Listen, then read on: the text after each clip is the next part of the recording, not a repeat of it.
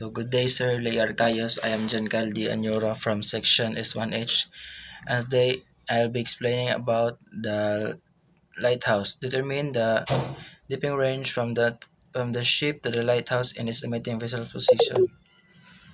So dipping range or geographic range, the maximum distance at which the curvature of the Earth and terrestrial refraction permit an aid to navigation to be seen from a particular height of eye without regard to the luminous intensity of the light.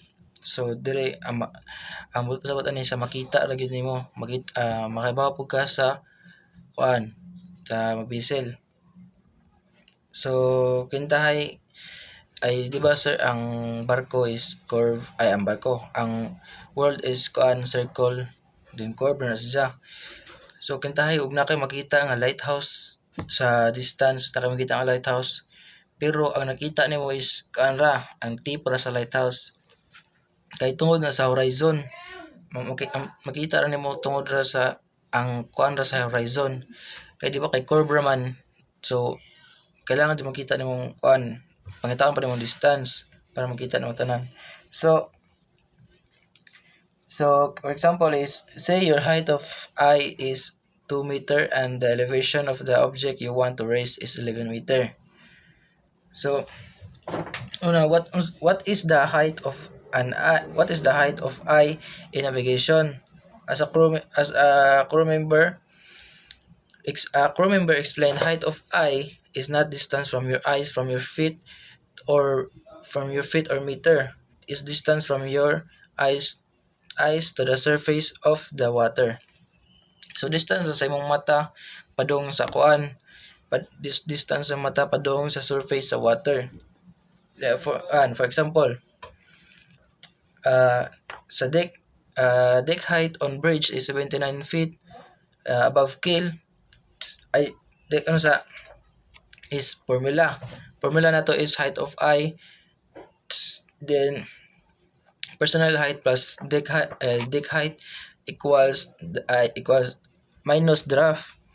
For example, deck height on bridge is 79 feet, then imong height is 6 feet, then ang vessel and draft sa vessel is 26 feet.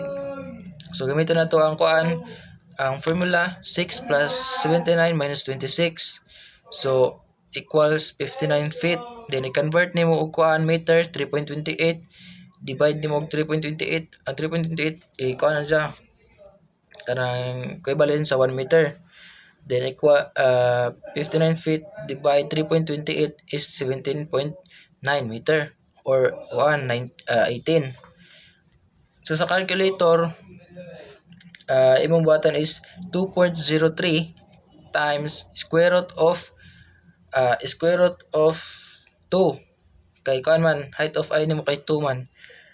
Then sa kuan pod elevation of the object mura gyud pabuhaton nimo 2.03 times square root of 11.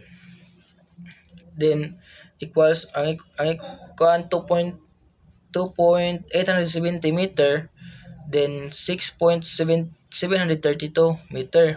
Imo na siyang i-plus 2.80 meter plus 6.732 meter equals 9.60 meter. Mo na distance nimo sa lighthouse.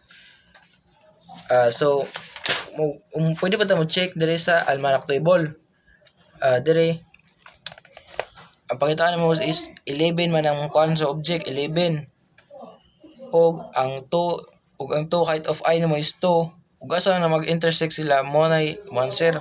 Na-intersect sila dire sa 9.6. So pareha ra gyapon answer sa imo sa calculation nato dire sa libro.